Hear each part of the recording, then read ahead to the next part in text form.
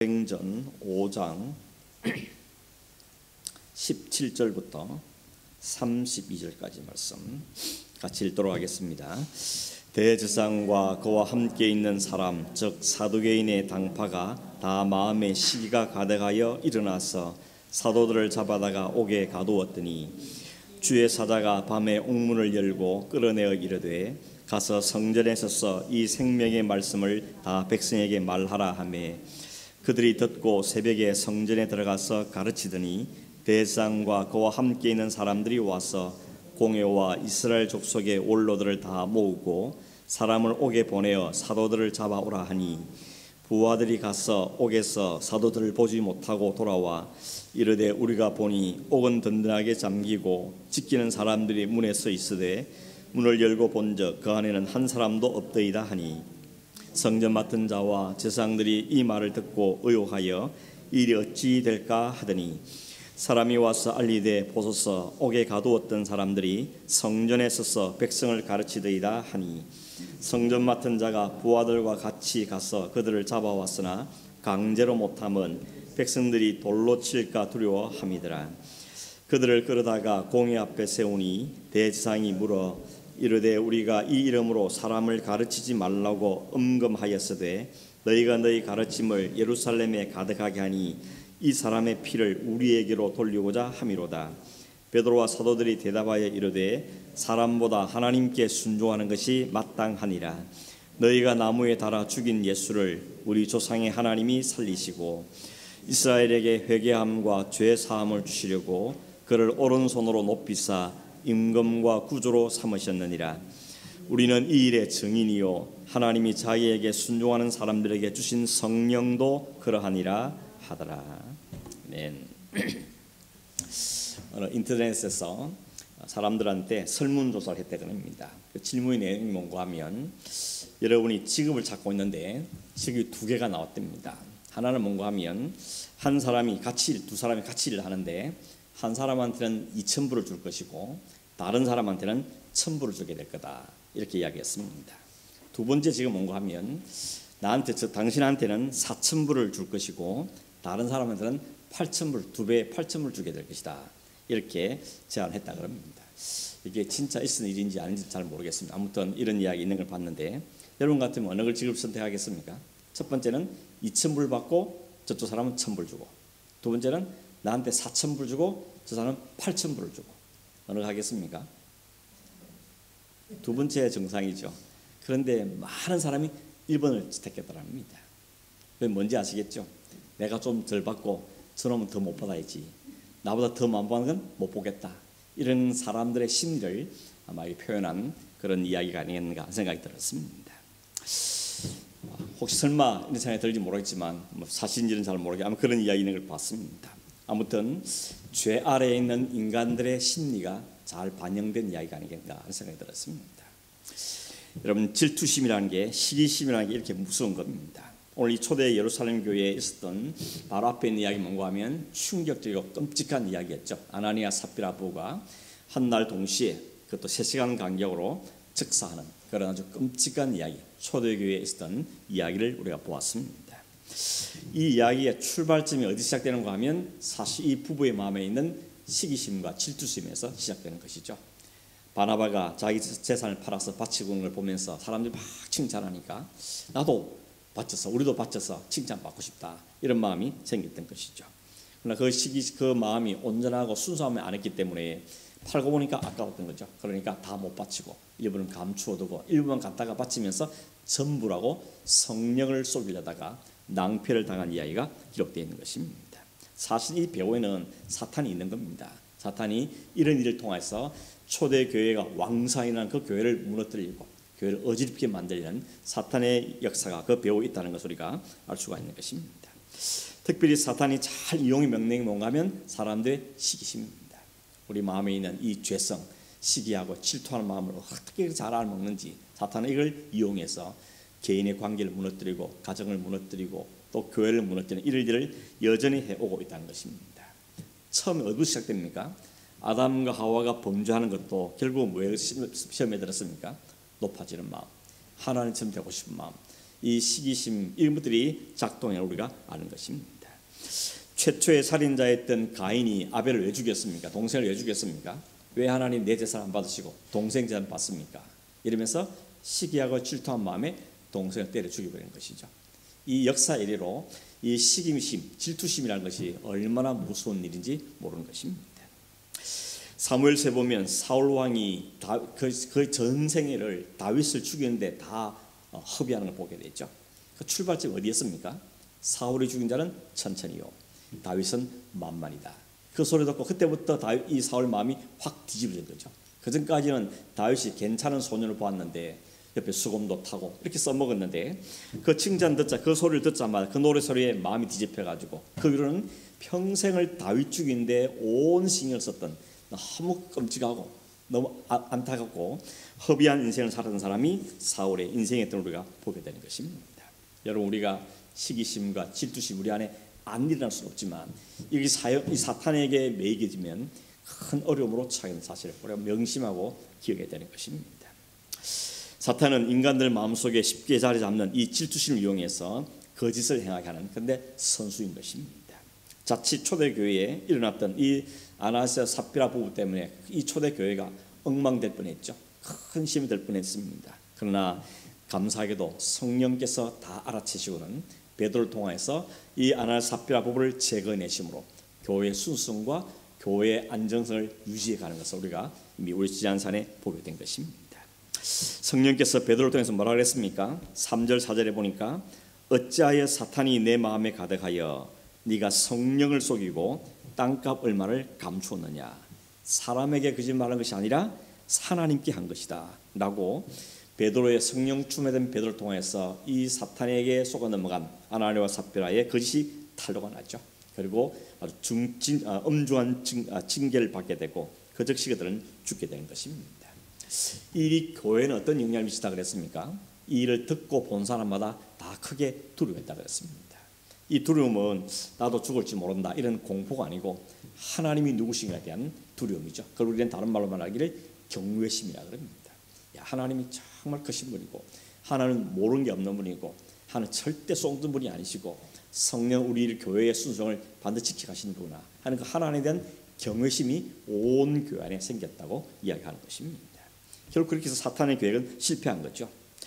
이 사건 때문에 교회가 시험에 든 것이 아니고 오히려 더 신령해지고 더 부흥을 가져왔죠. 그게 12절 16절에 나와 있습니다. 사도들이 더 많은 기적을 베풀고 또 사람들에게 칭찬을 받고 교회로 몰려드는 사람도 많았고 특별히 병든 사람, 귀신 들린 사람들이 다 와서 나음을 입었다 그랬습니다. 심지어 어떤 일이다 그런가 하면 병든 사람을 기꺼이 눕혀놓고 혹시 베드로가 지나가다가 그 그림자라도 덮일까 봐 그게 눕혀놓은 이런 일까지 있었다고 하는 것입니다. 물론 베드로는 선사를 치죠. 내 능력이 아니다. 내게서 능력이 나는 것이 아니고 그리스도 이름이 하나님의 영광을 위해서 나타난 것이라고 이야기를 보게 되는 것입니다. 여러분, 교회를 향한 사탄이 공격을 해야 때 실패했는데 포기하는가 하면 포기하지 않습니다. 교회를 향해서 공격을 포기하면 그건 더 이상 사탄이 아닌 거죠. 사탄은 교회를 향해서 끊임없이 공격하는 것입니다. 내적으로 어지럽히 보려다 실패했으니까 이제 어떻게 합니까?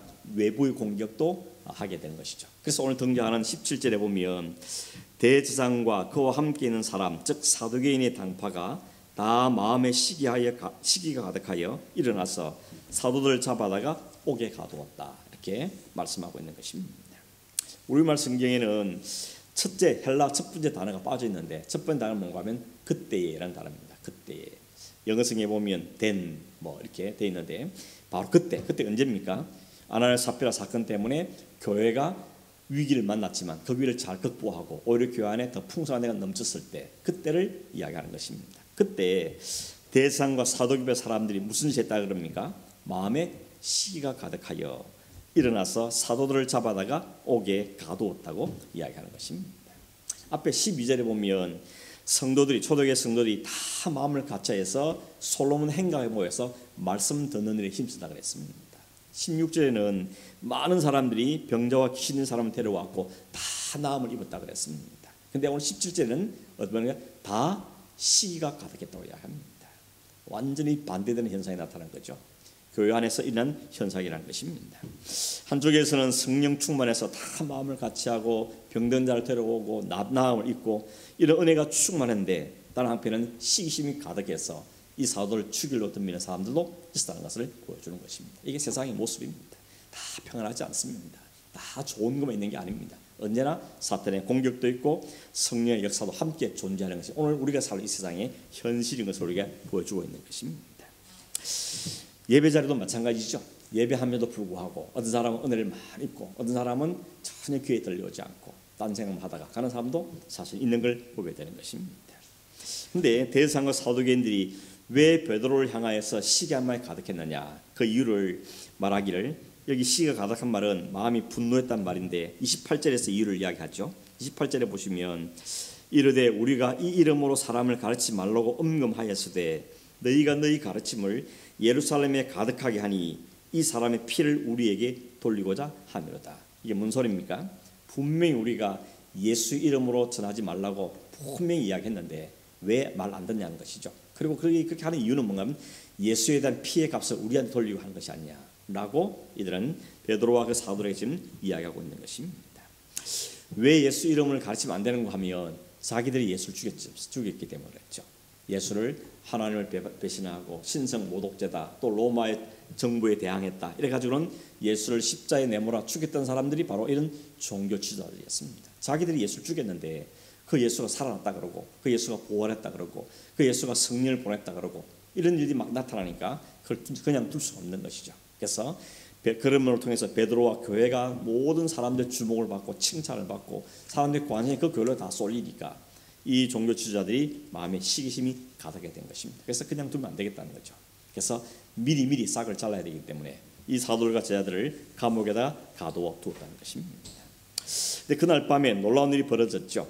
하나님께 보내신 주의 사자 천사가 밤중에 옥문을 열고 사도들을 감옥 안에서 이끌어냈다 그럽니다. 그리고는 그 사도들에게 말하죠. 가서 성전에 서서 이 생명의 말씀을 다 백성에게 말하라라고 이야기했고, 이 사도들은 새벽같이 성전에 가서 그날도 여전히 하나님 말씀을 가르치고 있었다는 것입니다.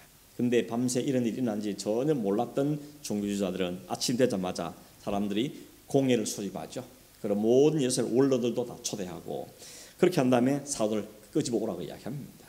근데 데리러 갔던 사람이 가보니까 문은 그대로 닫혀 있고 감옥을 지킨 사람은 그대로 있는데 열고 들어가 보니까 사람은 하나도 없었다는 것입니다.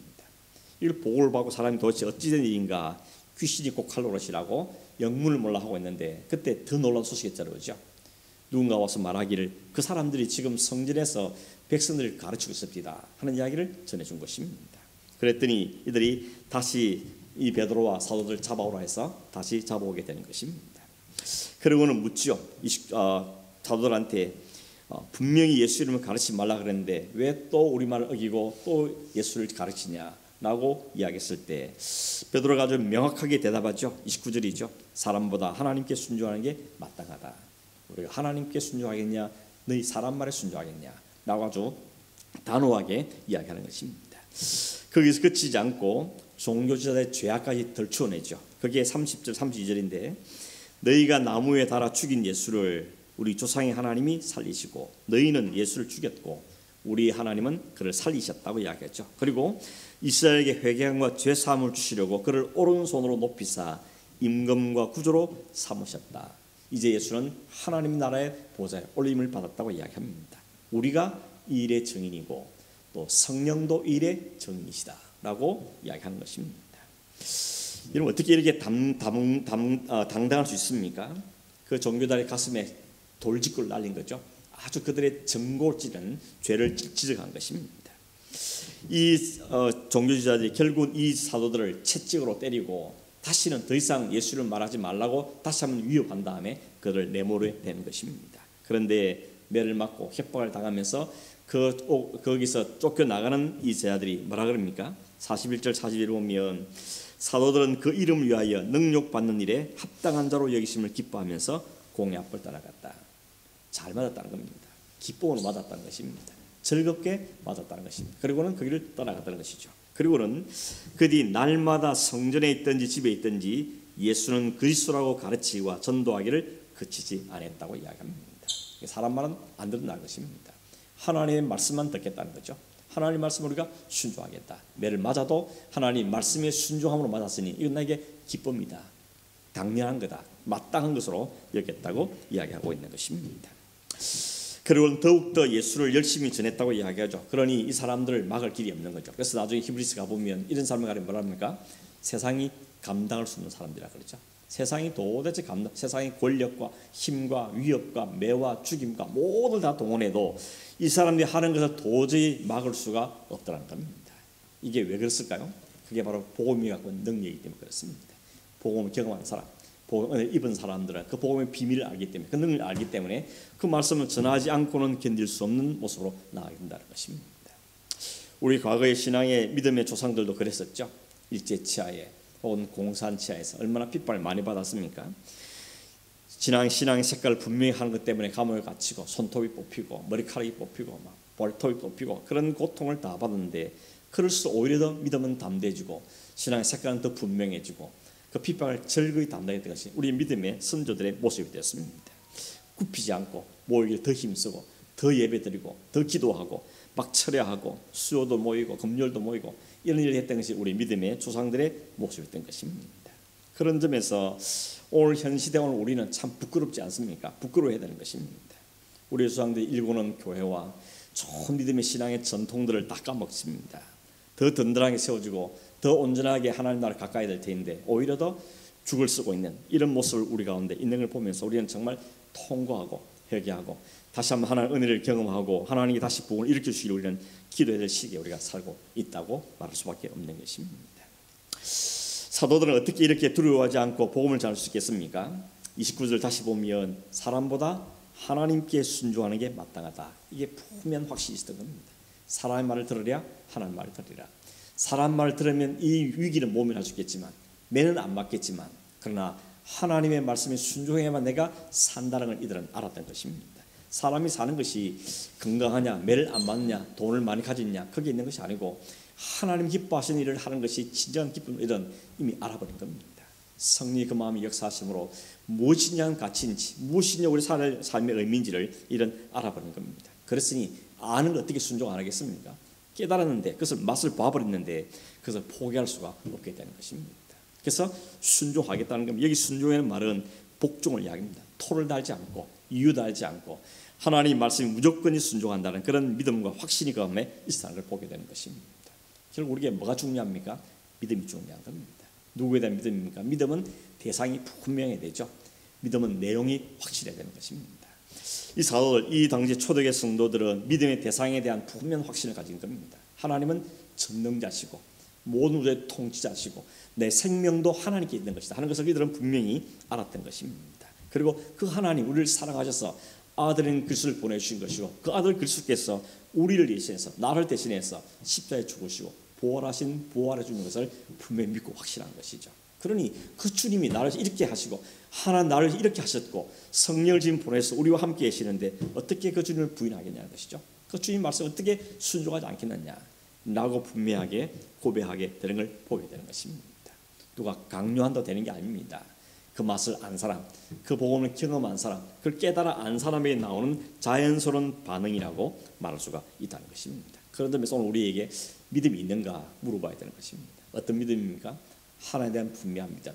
그 믿음의 내용이 분명해야 된다는 것입니다. 그렇지 않으면 우리는 믿음을 껍데기로 가질 수 있습니다. 믿음 있는 척하지만 실제 믿음 없는 삶을 살 가능성이 참으로 많은 시대에 살고 있는 것입니다. 우리의 믿음의 내용이 뭡니까? 예수의 십자가 부활했죠. 그리고 하나님께서 그를 사랑한 그 사랑, 성령의 지금 우리와 함께 하실 것에 대한 그것을 우리가 분명히 확신하고 살아야 한다는 것입니다. 그 믿음이 우리를 살게 하고 우리를 헌신하게 하는 것입니다. 아무리 사람이 칭찬해도 아무리 돈을 많이 줘도 헌신은 일어날 수 없는 것이죠. 하나님을 아는 사람, 그 은혜를 누린 사람들만이 할 수 있는 것입니다. 그게 초대교회의 모습이었고 또 사실 우리 신앙의 선배들의 모습이었던 것입니다. 아무리 박해와 위험이 있어도 그 모든 걸 다 감당했던 것입니다. 오늘 우리는 어떻습니까? 그런 신앙의 박해와 위협은 없는 것 같습니다. 그래도 여러분 사탄은 또 다른 방법으로 우리를 위협하고 있습니다. 그게 오늘 문화로, 사상으로, 사조로, 온 세상의 권력으로 우리에게 찾아오죠. 특별히 이성주의, 개인주의, 물질주의, 성공주의, 형식주의, 종교다원주의 이런 다양한 모습을 얼굴을 갖고 우리의 신앙을 위협하고 있습니다. 얼마나 또 이단들은 많아졌습니까? 다양한 이단들이 우리의 신앙을 갉아먹으려고 이 땅을 공격하고 있는 시대에 우리는 살고 있는 것입니다. 외형적인 물리적인 핍박은 없는지 모르지만 우리 정신적인 위협과 핍박은 오늘도 우리를 계속해서 공격해 오고 있는 것입니다. 인터넷의 위험과 사람의 생명이 경시되는 것이나 또 얼마나 이기적이고 개인적이 되는지 이 모든 것들이 우리의 신앙에 도전을 하고 있는 우리의 세월에 살고 있는 것입니다. 그럼 우리는 이 시대에 정신을 바짝 차려야 되는 것이죠. 깨어있지 않으면 자빠지는 것입니다. 깨어있지 않으면 나도 모르는 사이에 사탄이 파놓은 덫에 그 올감에 넘어갈 수밖에 없는 우리의 연약함들을 인정하고 늘 깨어있기를 힘써야 되는 것입니다. 그래서 바울이 뭐라 하겠습니까? 구원의 툭을 확실히 써라. 구원의 확실한 믿음을 갖고 지식을 갖고 있어야 된다고 이야기하죠.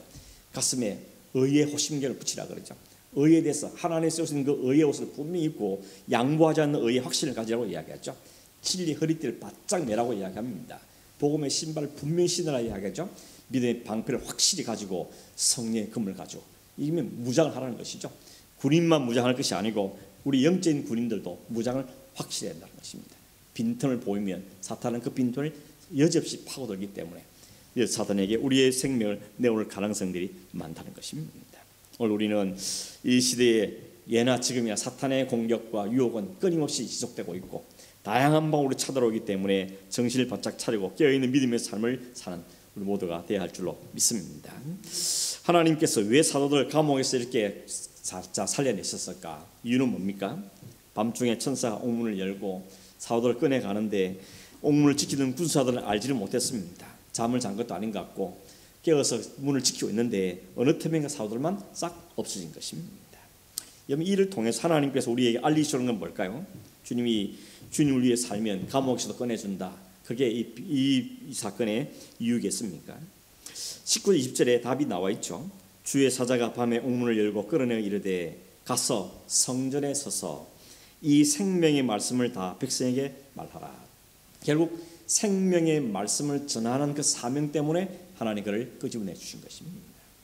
그 개인적인 안전과 개인의 이유가 있는 것이 아니고 그들의 안전을 보호하기 위해서 하나님 역사한 것이 아니라 생명의 복음, 생명의 말씀을 전하는데 이들을 써먹기 위해서 사용하기 위해서 그들을 거기서 불러내셨다는 것을 알 수 있는 것입니다. 완전히 대제가 됐죠. 종교 지도자들은 더 이상 예수 이름을 말 못하도록 감옥에 쳐넣었는데 하나님은 그 말씀을 전하라고 끄집어낸 것입니다. 여기에 대결이 있는 것이죠. 종교자들은 어쩌든지 복음을 전하도록 막고 있는데 성령은 그 복음을 끄집어내 그 사람을 끄집어내서 복음을 전하게 하는 이런 것을 보게 되는 것입니다. 결국 뭡니까? 하나님의 하시는 일을 막을 수 없다는 겁니다. 감옥도 막을 수 없고 종교자들의 위협도 막을 수 없고 매도도 막을 수 없다는 것입니다. 성령에 충만하면 성령에 취하면 성령의 일을 하게 된다는 것을 우리에게 분명히 이야기해주고 있다는 것입니다. 이게 우리가 오해하는 부분인 것이죠. 하나님 백성들은 하나님이 잘 지켜주셔야 돼. 감옥에 들어가면 끄집어내 주셔야 되고 얼음을 만나면 속히 그 얼음을 막아주시든지 해결해 주시든지 그래야지. 그렇지 않으면 우리는 시험에 들죠. 왜 하나님 계시냐 안 계시냐까지 우리가 가게 될 위험성들이 많다는 겁니다. 이걸 우리가 분명히 이해해야 되는 것입니다. 성경의 어느 한 번도 하나님께서는 개인의 이익을 위해서 그 사람 생명과 안전을 위해서 역사하시는 것이 아니라는 겁니다. 거기는 분명히 겉으로 보기에는 그럴 수 있지 몰라도 하나님께 하나님 일을 위해서 사람들을 살리고 구호하시고 안전을 지켜주는 것이죠. 물론 성경에 하나님이 보호하시고 지키시는 영혼들이 많지요. 다니엘과 그 세 친구도 그렇고 하나님의 생명을 보존할 일이 참 많이 있습니다. 그런데 다시 들여다보면 그 사람들을 위해서 한 것인지 아니면 그 일을 통해서 하나님의 영광을 받으시려 한 것인가 하는 것까지 우리가 들여다보면 분명히 그 개인을 위한 것이 아니고 하나의 이름과 하나의 영광에서 하는 것임을 알 수 있는 것입니다. 그래서 우리가 항상 하나님을 잘 살피고 그 뜻에 서 있는 삶을 살면 하나님 그 사람을 인도해 가신다는 것입니다. 그리고 그 사람에게는 그 일을 통하여서 레슨을 시키는 겁니다. 하나님 누군지를 알게 만들고 하나님의 말씀의 능력이 어떤지를 알게 하고 하나님께서 어떻게 이끌어가는지를 알게 하고 결국 하나님이 영광을 받으시고 온 백성이 하나님의 무릎을 꿇게 하신 일을 이루어 가신다는 것을 깨닫는 레슨을 우리 주시기 위해서 우리를 다양하게 사용하고 계시는 걸 보게 되는 것입니다. 우리는 이에 옥문이 열리지도 않고 뭐 그냥 쓱 빠져나간 것을 우리는 기적이라 그러죠. 다 지키고 있는데 밤새 그냥 빠져나갔습니다. 그러나 이런 하나님 편에 보면 이게 기적입니까? 아주 그냥 사소한 일에 불과한 거죠. 아무것도 없는 곳에서 천지를 이렇게 아름답게 만드신 하나님께서 그저 그 사람 몇 명 끄집어냈다고 이게 무슨 놀랄 만한 기적이 되겠습니까?